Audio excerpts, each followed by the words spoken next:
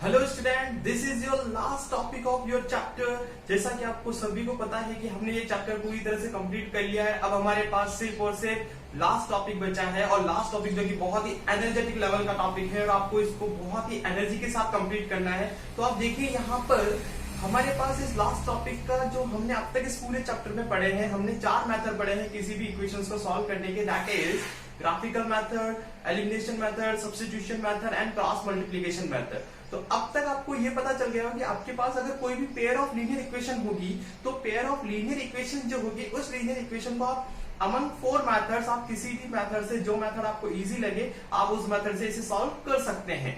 अब देखिए हमारे पास जो लास्ट टॉपिक है, उस लास्ट टॉपिक में हमारे पास क्या है कि जो इक्वेशंस होगी वो इक्वेशंस लीनियर पेयर की फॉर्म में नहीं होगी। अगर वो लीनियर पेयर की फॉर्म में नहीं होगी तो we will reduce these linear equation.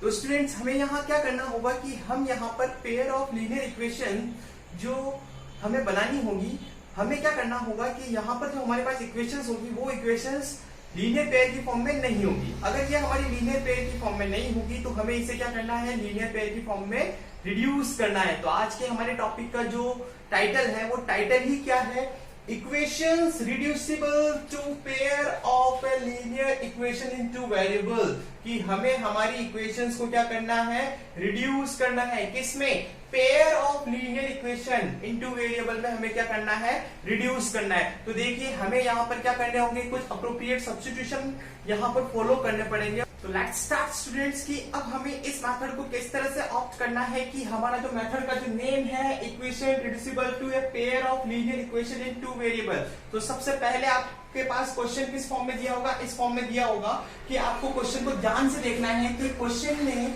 आपके पास क्या रहेगा कि लीनियर पेयर की फॉर्म में नहीं होगा, क्योंकि लीनियर पेयर हमारे पास क्या होता है, ax plus by plus c is equal to 0। इस फॉर्म में हमारे पास इक्वेशन होती है। अगर हमारे पास इक्वेशन इस फॉर्म में होती है तो हमें यहाँ पे देखना है कि ये हमारा इस फॉर्मेट में नहीं है। तो हमें इस इक्वेशन को क्या करना है, रिड्यूस करना है। किस फॉर्म में, इस फॉर्म में रिड्यूस करना है। तो उसके लिए हमें कुछ सब्स्टिट्यूशन करने होंगे। वो सब्स्टिट्यूशन हम किस तरह से करेंगे, तो ध्यान से देखिए।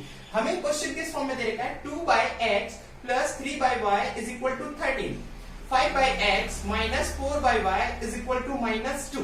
तो देखिए सबसे पहले आपको क्वेश्चन को बहुत ध्यान से लुकआउट करना है कि आपको ये चेक करना है कि क्या इन दोनों ही इक्वेशंस में कोई चीज कॉमन है क्या।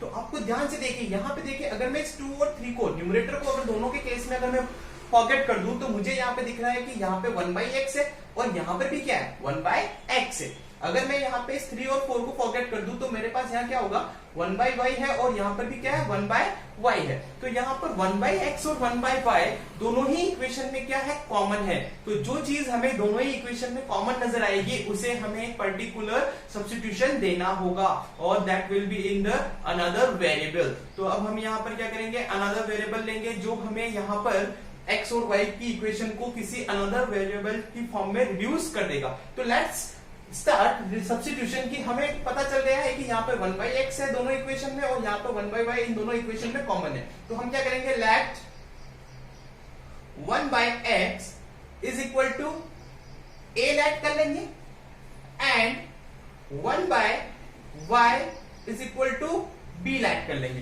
तो हमने यहाँ पर लेट कर लिया है कि 1/x को हमने a लेट कर लिया, 1/y को हमने b लेट कर लिया। तो अब हम इसी a और b का सब्स्टिट्यूशन हमारी इस इक्वेशन के अंदर पुट कर देंगे। तो देखिए अगर यहाँ पर 1/x की जगह में a पुट करूंगा तो मेरा क्या हो जाएगा, ये 2/x जो है वो मेरा हो जाएगा 2a, क्योंकि 1/x की जगह मैं लिख दूंगा a लिख दूंगा, प्लस 3/y जो है तो 1/y की जगह मैं क्या लिख दूंगा, b लिख दूंगा। तो 3 ऑलरेडी है तो ये हो जाएगा हमारा 3b और इक्वल टू 13। तो ये हमारी फर्स्ट इक्वेशन बन जाएगी। देखिए वैसे फर्स्ट इक्वेशन आपको इसे दे देना है और सेकंड इक्वेशन आपको इसे दे देना है। जो अज्यूम किया है हमें उसे हम फर्स्ट इक्वेशन दे देंगे, और जो हमारी ओरिजिनल इक्वेशन है वो कन्वर्ट हो गई है एक थर्ड इक्वेशन में, जो कि नई इक्वेशन बन चुकी है, जिसे हम दे देंगे 2a plus 3b equal to 13। That is our second equation. Similarly 5/x को मैं लिख सकता हूं 5a प्लस, सॉरी माइनस है यहाँ पर, माइनस 4/y को मैं क्या लिख दूंगा, 4b इज इक्वल टू -2। तो स्टूडेंट ध्यान से देखिए, अब ये आपकी जो इक्वेशंस हैं, ये दोनों ही इक्वेशन किस में बदल चुकी है, आपकी लीनियर पेयर की फॉर्म में बदल चुकी है। अब अगर ये दोनों इक्वेशन लीनियर पेयर की फॉर्म में बदल चुकी है, तो अब हम इसे क्या करेंगे, किसी भी अप्रोप्रिएट मेथड से सॉल्व कर लेंगे। तो ये हैव मेनी ऑप्शंस, आप एलिमिनेशन, सब्स्टिट्यूशन, क्रॉस मल्टीप्लिकेशन किसी से भी कर सकते हैं, बट आई थिंक आपको एलिमिनेशन मेथड बहुत इजी लगा होगा, क्योंकि वो सबसे फास्ट फॉरवर्ड मेथड होता है लीनियर इक्वेशन को सॉल्व करने के लिए। तो हम देखिए यहाँ पर क्या करेंगे, किसी भी एक वेरिएबल को इक्वल करने के लिए हम यहाँ पर मल्टीप्लाई करना पड़ेगा। तो अगर मैं देखिए a को मल्टीप्लाई करता हूँ, a को अगर मैं एलिमिनेट करता हूँ, तो मुझे फर्स्ट इक्वेशन को 5 से मल्टीप्लाई करना है, सेकंड को मुझे 2 से मल्टीप्लाई करना है। अगर मैं b को एलिमिनेट करना चाहता हूँ, तो मुझे फर्स्ट इक्वेशन को 4 से मल्टीप्लाई करना है, सेकंड इक्वेशन को मुझे 3 से मल्टीप्लाई करना है। तो मैं इस इक्वेशन में b को एलिमिनेट कर रहा हूं, तो b को एलिमिनेट करने के लिए मुझे इस इक्वेशन को 4 से मल्टीप्लाई करना है, इस इक्वेशन को मुझे 3 से मल्टीप्लाई करना है। तो देखिए, अगर जैसे हम इसको मल्टीप्लाई करेंगे तो हमारे पास नया फॉर्मेट क्या जाएगा, 4 से जब ये पूरी इक्वेशन मल्टीप्लाई होगी तो 4 2 जा 8a प्लस 4 3 जा 12b प्लस 13 इंटू 4 52। 3 से ये पूरी इक्वेशन मल्टीप्लाई होगी, तो that is 5a into 3, that is 15a minus 12b is equal to -6। तो देखिए यहाँ पे 12b और 12b दोनों क्या हो चुके हैं, सेम हो चुके हैं। तो एलिमिनेशन में हम यही प्रोसीजर फॉलो करते हैं। Again and again I am repeating this things कि अब आपके पास 12b और 12b दोनों सेम हो गए, तो ये कैंसिल आउट हो गए सिंपली ऐड करने से। अब हमारे पास 50 और 8a ऐड होगा, तो ये हो जाएगा हमारे पास 23a, that is 52 minus 6, that is 46। तो a जो आएगा हमारे पास वो आ गया 46 डिवाइड बाई 23, दैट इज 2। तो a की जो वैल्यू आई है वो हमें मिली है यहाँ पर 2। तो देखिए, हमारा जो क्वेश्चन था वो क्वेश्चन हमारा x और y की टर्म में था, हमने उस क्वेश्चन को कन्वर्ट कर दिया a और b की टर्म में। तो देखिए, हमारे ओरिजिनल वेरिएबल जो है वो तो हमारे हैं x एंड y, और हमने इसको इंटरमीडिएट वेरिएबल में कन्वर्ट कर दिया, that is a and b। तो हमने जब सब्स्टिट्यूशन किया तो a और b की टर्म में किया, तो अब जब हम a और b की टर्म में सब्स्टिट्यूशन करेंगे तो हमारी इक्वेशन कन्वर्ट हो जाएगी a और b की टर्म में। तो हमें सबसे पहले वैल्यू किसकी मिलेगी, a और b की। जब हमें a और b की वैल्यू मिल जाएगी तब हम हमारे ओरिजिनल वेरिएबल वापस गेट कर लेंगे in terms of x and y। तो अभी तो देखिए, हमें सिर्फ और सिर्फ a की वैल्यू मिली है। अब a की वैल्यू को हम यहाँ पर किसी भी एक इक्वेशन में पुट कर देते हैं। सपोज हम यहाँ पे पुट करते हैं इक्वेशन नंबर सेकंड में। तो फ्रॉम इक्वेशन सेकंड हमारे पास इक्वेशन क्या है, 2a plus 3b is equal to 13। तो यहां मैं a की वैल्यू 2 रख दूंगा, तो ये हो जाएगा 2 into 2 plus 3b is equal to 13। तो 3b हमारा इधर ही रहेगा, ये 13 और ये 2 इंटू 2 4 होके टर्म ट्रांसफर होगी, तो ये हमारा हो जाएगा -4। तो 3b इज इक्वल टू ये आ जाएगा 13 माइनस 4, दैट इज 9। तो b जो होगा वो आपका होगा 9/3, दैट इज 3। तो b की जो वैल्यू आएगी हमारे पास आ गई 3। तो अब देखिए, हमने यहां पर x और y को सब्स्टिट्यूट किया था in terms of a and in terms of b। तो हमें यहां पर a और b मिल चुके हैं, यानी कि हमारे ओरिजिनल वेरिएबल नहीं मिले, हमें हमारे इंटरमीडिएट वेरिएबल मिल चुके हैं जो कि हमने a और b की टर्म में कंसीडर किए थे। तो अब हमें हमारे ओरिजिनल वैल्यू को गेट करना है, तो हम वापस कहां जाएंगे, इक्वेशन नंबर फर्स्ट में। तो फ्रॉम इक्वेशन फर्स्ट 1/x की जगह हमने क्या अज्यूम किया था, a, एंड 1/y की जगह हमने क्या अज्यूम किया था, b अज्यूम किया था। तो 1/x की जगह हम a की वैल्यू पुट कर देंगे, तो 1/x is 2 and 1/y is equal to b। b की वैल्यू कितनी है हमारे पास 3। तो इस तरह से हम पैरेलल दोनों को सॉल्व कर लेंगे। तो देखिए, यहाँ पर हमारे पास क्या आएगा, x की वैल्यू गेट करने के लिए हमें क्या करना पड़ेगा, क्रॉस मल्टीप्लाई करना पड़ेगा। तो ये क्या होगा हमारे पास 2x इज इक्वल टू 1। तो x इज इक्वल टू कितना आ जाएगा हमारे पास 1/2। तो ये हमारे पास x की वैल्यू मिल गई, and 1/y is equal to 3। तो हम यहाँ पे क्रॉस मल्टीप्लाई करेंगे तो हमारे पास क्या आएगा, 3y इज इक्वल टू 1। तो y इज इक्वल टू क्या आ जाएगा हमारे पास 1/3। 3। तो ये जो वैल्यू होगी हमारे पास x और y की, ये हमारे पास क्या होगी, ओरिजिनल वैल्यू होगी।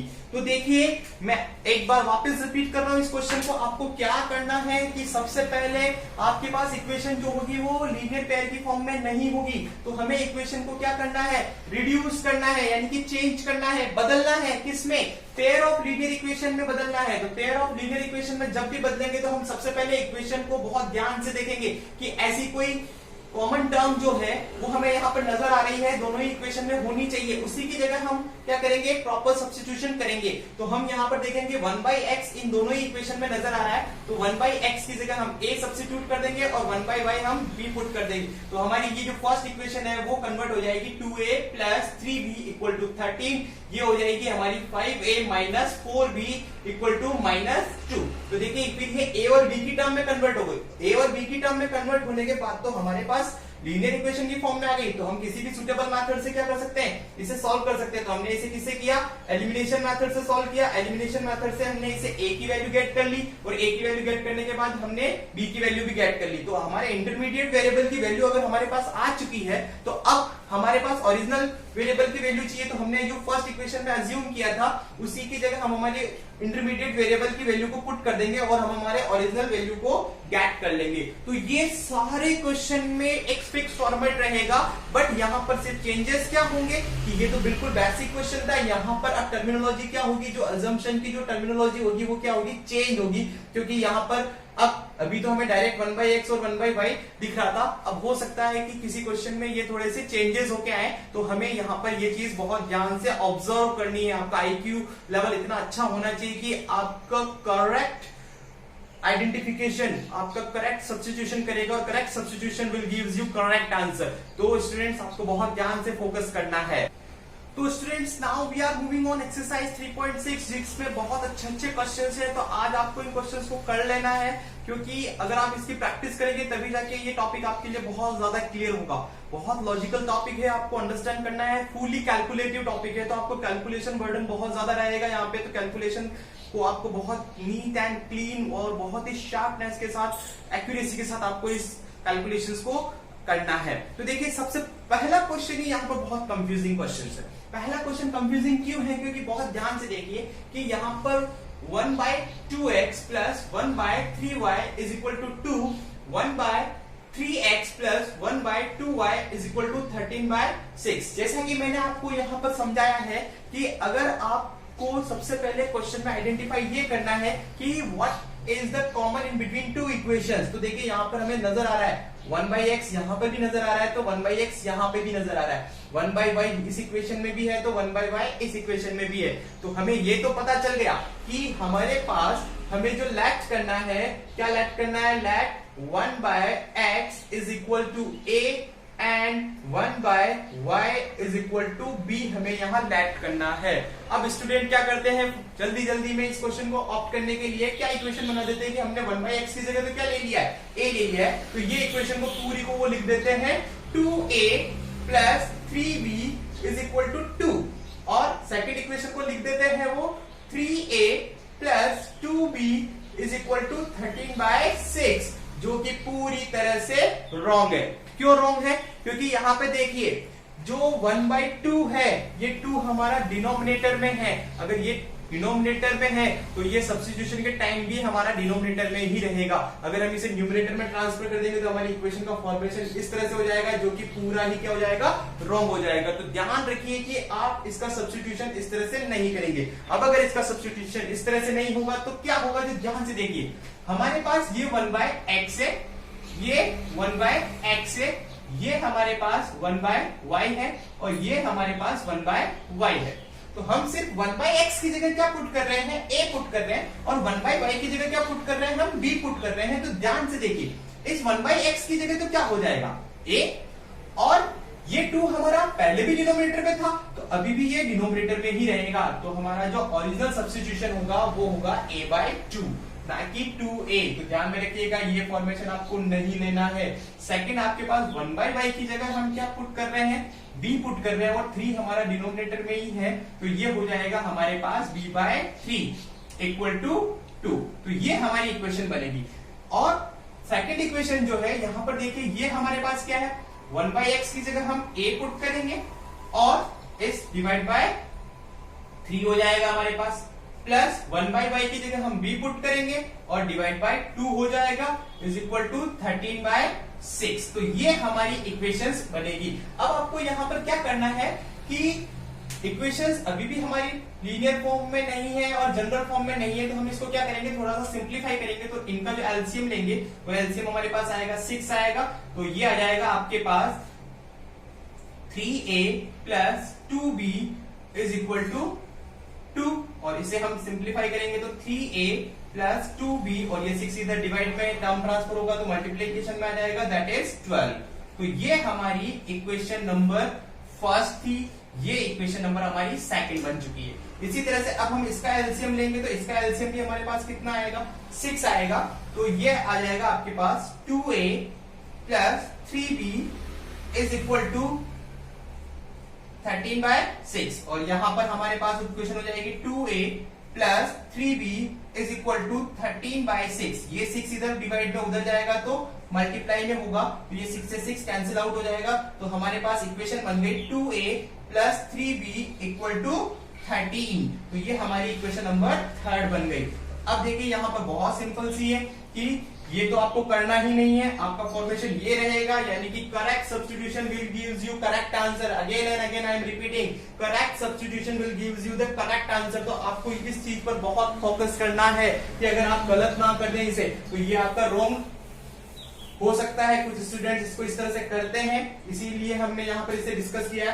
अब हमारे पास देखिए यहाँ पर इक्वेशन आ गई 3a plus 2b equal to 12, 2a plus 3b equal to 13। ये दोनों इक्वेशन हमारे पास आ चुकी है। तो यहाँ ध्यान से देखिए, हम इन्हें 3a plus 2b is equal to 12, second हमारे पास है 2a plus 3b is equal to 13। तो दोनों ही इक्वेशन आ चुकी है हमारे पास, ये इक्वेशन नंबर सेकंड है और ये इक्वेशन नंबर थर्ड हमारे पास। तो हमें एलिमिनेट करना है, तो किसी भी इक्वेशन को एलिमिनेट करने के लिए हमें उसके कोएफिशिएंट्स क्या करने होते हैं, सेम करने होते हैं। तो आइदर a और आइदर b, तो हम यहाँ पर किसी के भी कर देते हैं। अगर मैं a के कोएफिशिएंट्स करता हूं तो मुझे इस इक्वेशन को 2 से मल्टीप्लाई करना है और इस इक्वेशन को मुझे 3 से मल्टीप्लाई करना है। तो देखिए यहाँ पर क्या होगा, 6a plus 4b is equal to 24 and this multiply by 3, तो होल इक्वेशन 3 से मल्टीप्लाई होगी तो ये हो जाएगा आपका 6a plus 9b is equal to 39। ये दोनों सेम हो चुके हैं, सब्ट्रैक्शन करना पड़ेगा क्योंकि दोनों के साइन क्या है, सेम है, तो सब्ट्रैक्शन करना पड़ेगा। देयर आफ्टर ये दोनों सेम हो चुके हैं तो ये दोनों कैंसिल आउट हो जाएंगे। कैंसिल आउट होने के बाद plus 4n minus 9b that is minus 5b is equal to minus 24 minus 39, कितना आएगा हमारे पास, दैट इज 15, माइनस 15 आएगा हमारे पास। अब माइनस माइनस कैंसिल आउट, तो that is b is 15 divide bye 5 that is 3। तो b की वैल्यू जो हमारे पास आई है वो हमारे पास आई है 3 आई है। अब b की वैल्यू गेट करने के बाद हमें किसकी वैल्यू चाहिए, a की वैल्यू चाहिए। तो वो a की वैल्यू हमें किस तरह से मिलेगी कि हम यहाँ पर किसी भी इक्वेशन में सब्स्टिट्यूट करते हैं, तो इक्वेशन नंबर सेकंड में ही पुट कर देते हैं। तो फ्रॉम इक्वेशन सेकंड हमारे पास क्या है, 3a plus 2b is equal to 12। तो ये हो जाएगा हमारे पास 3a plus 2 into 3 is equal to 12। तो ये आ जाएगा हमारे पास 3a इज इक्वल टू 12 और 2 इंटू 3 दैट इज 6। तो ये आ जाएगा आपके पास 3a is equal to 12 minus 6 is 6। तो a इज 6 डिवाइड बाय 3 दैट इज 2। तो a की जो वैल्यू आएगी वो हमारे पास आ जाएगी 2। तो हमारा मेन टारगेट ही क्या था कि हमें हमारे इंटरमीडिएट वेरिएबल्स की वैल्यू को हमें फाइंड आउट करना था। तो हमने हमारे इंटरमीडिएट वेरिएबल्स की वैल्यू को फाइंड आउट कर लिया, और इंटरमीडिएट वेरिएबल्स कौन थे हमारे a और b।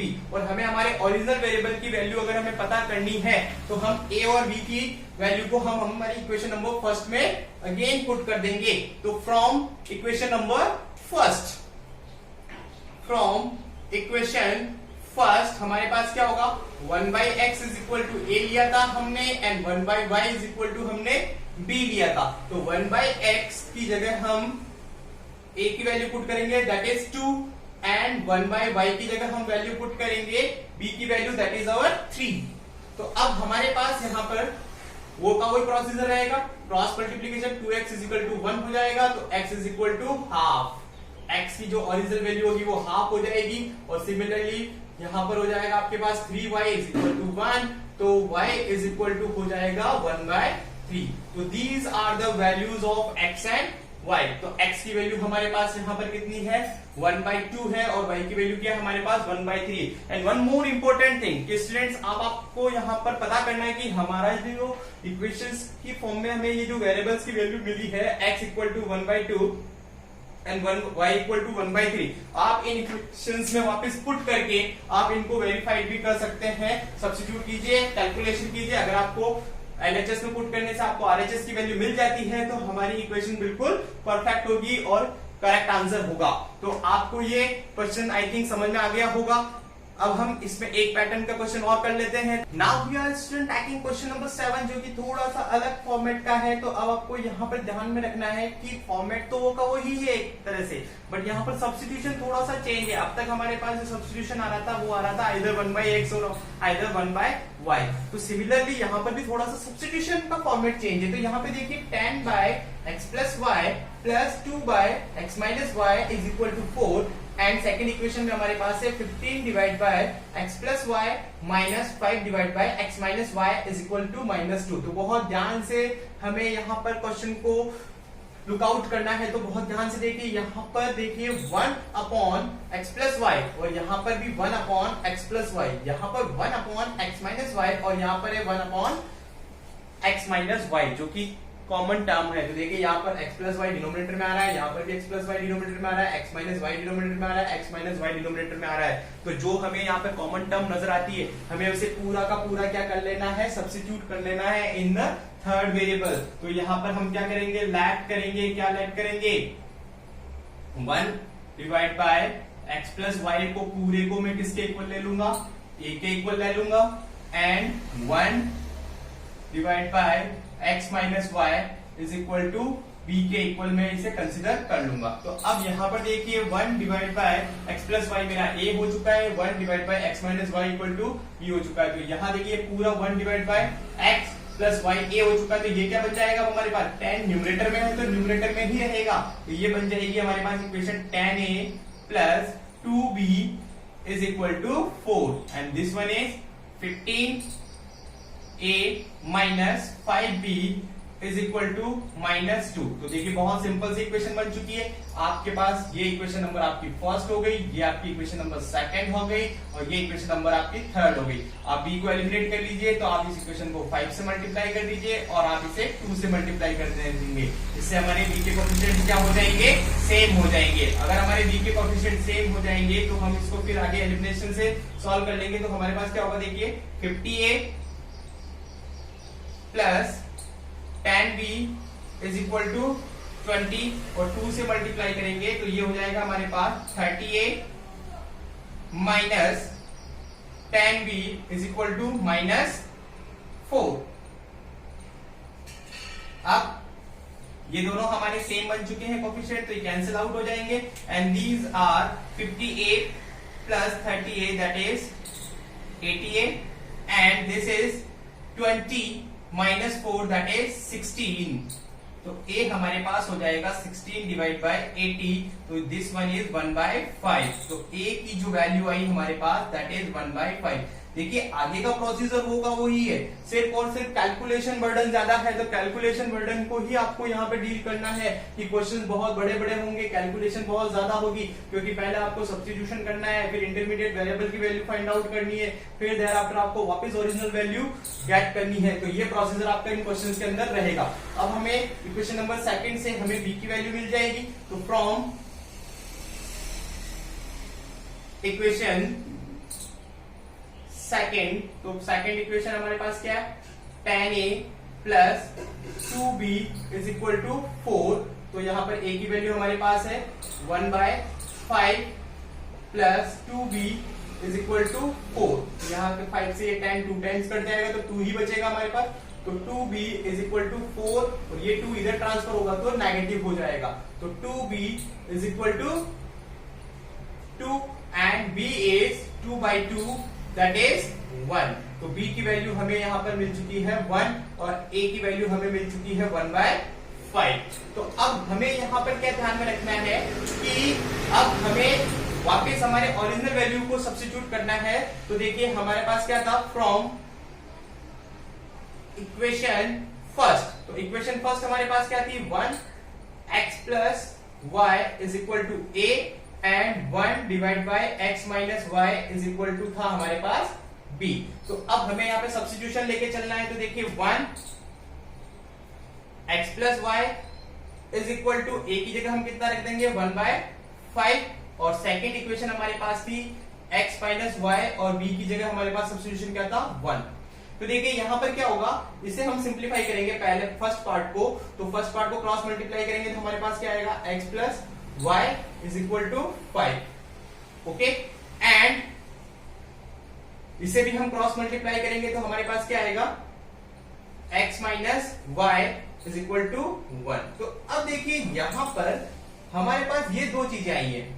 ओके, तो ये दो चीजें आई, तो ये 2 वेरिएबल की है x और y की, क्योंकि अब तक हमारे पास 1/x और 1/y का ही फॉर्म आ रहा था, तो 1/x और 1/y का ही फॉर्म अगर हमारे पास आ रहा था तो हमारी इक्वेशन में हमें एक वेरिएबल को सॉल्व करने के लिए हमें एक ही इक्वेशन की जरूरत होती है, मगर यहाँ पर अब हमारे पास 2 वेरिएबल है तो हमें इक्वेशन भी 2 चाहिएगी। तो देखिए यहाँ पर डबल एलिमिनेशन होगा, क्यों होगा, क्योंकि एक एलिमिनेशन तो हमने a और b को सॉल्व करने के लिए निकाल लिया, अब हमारे पास x प्लस वाई और x माइनस वाई ये वापस इक्वेशन इन 2 वेरिएबल हो गई, तो हम इन्हें यहाँ पर एक नई इक्वेशन का नाम दे देंगे, that is equation number 4 and that is equation number 5।